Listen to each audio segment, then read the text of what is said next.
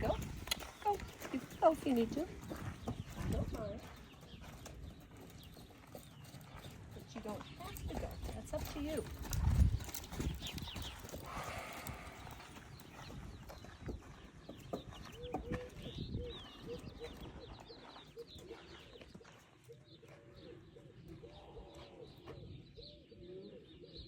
So he tends to accelerate right there, doesn't he? Mm-hmm. So my job is between here and there to stay so soft that he feels he can keep walking. And that's going to be breath and posture and the speed of my body movements. Okay? Here we go.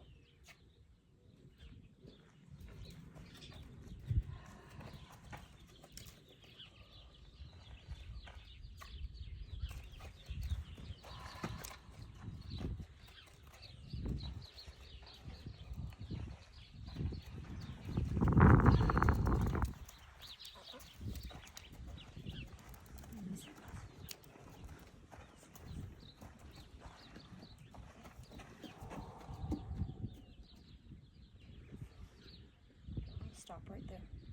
We got him to do a lap at a walk. Now he had to have pauses in between, but he did not take off at a gait. That's very good, Jake. Excellent. That's beautiful.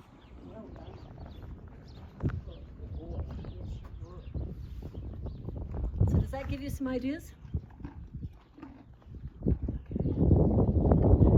So talk about his facial expressions and stuff now.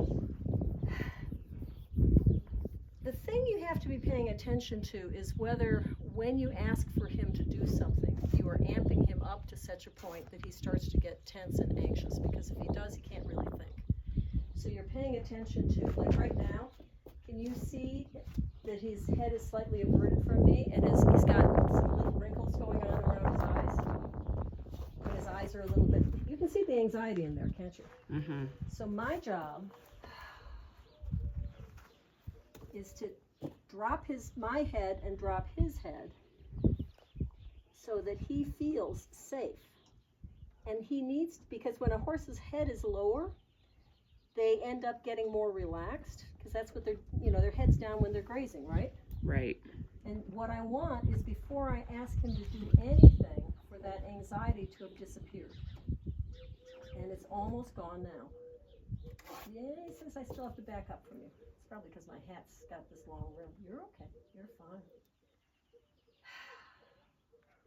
So anytime you're asking your horse to do something, what you're looking for is for them to have a sort of curious, what would you like me to do next expression on their face. And if instead you say, oh my God, what are we doing next? You're going, we're not doing anything. We're just sitting here and breathing. That's all we're doing. Until you get that softer expression. He's still not quite where I'd like him to be. But let me see, if I ask him to come here. He hasn't really licked and chewed a lot. No, he hasn't.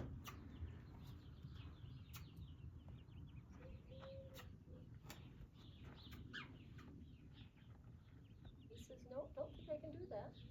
Okay, then I'm going to ask you, because it's always his prerogative to say, I don't want to be with you. And if he doesn't want to be with you, it's always my prerogative to tell him that I think he needs to move out of my space. I don't want him anxious.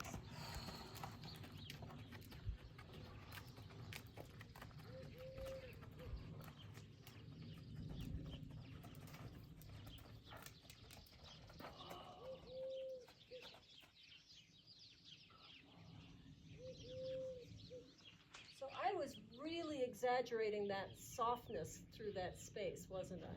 Because that's the place where he tends to accelerate and get more worried about stuff. And he was worried when I was too close to him.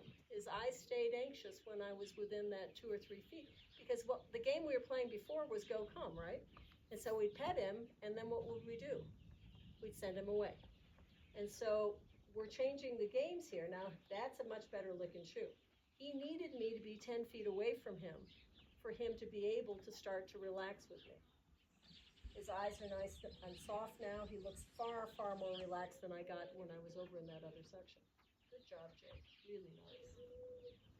So I'm going to ask him, can we get you to come forward? Good. Do I still have to be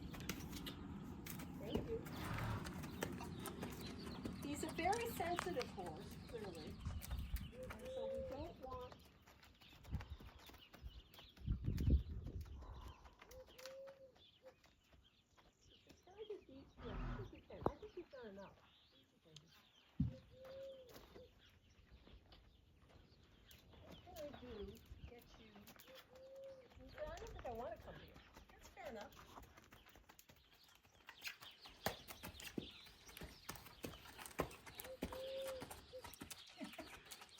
I'm looking for him to think about, hi, how you doing? Hi, how you doing, little man? Yeah, you're okay. You are. You're okay. What do you think? What do you think? Can I draw you if nobody's driving you? Can I? Is it possible? No, not possible. Okay.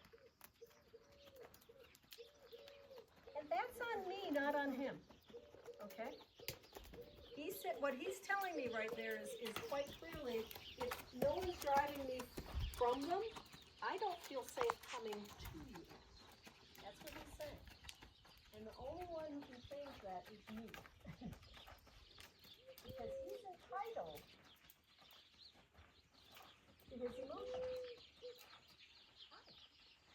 This is where you want to go. What do you think about coming? Huh? I don't know. Can you come? Can you? Can you come? Can you come without anybody driving you? Is it possible? Well, you know what? Then I'm just going to hang out here until you reconsider that. Uh-huh. Did you see the instant expression change? When I did this, I became less threatening to him. Hi. What a good boy you are. Yes, you are. You're a good boy. I do love you. You're so good. It's okay. It's okay. Hi.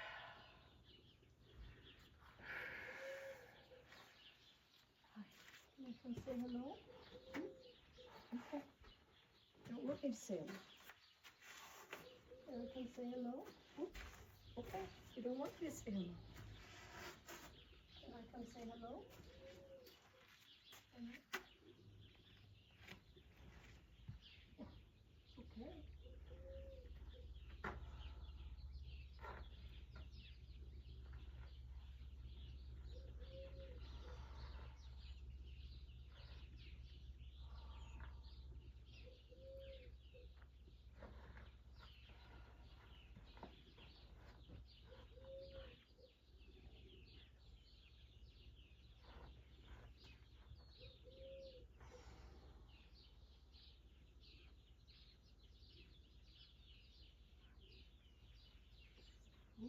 Is it okay?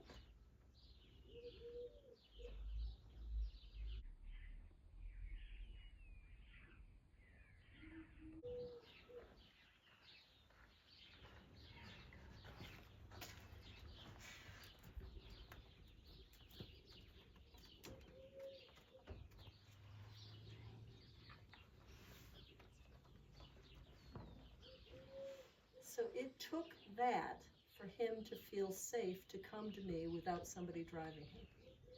And I don't know how many times he said, don't come in, and I turned away. A dozen times? I don't know what it was. But that's what told him that I, one, was observant about his concerns, and two, I cared enough that I was willing to listen to his concerns. And by walking away and not trying to, to drag him with me, he said, well, then maybe I can come to you. So that was a conversation that we just had. You're a very good boy. Yes, you were.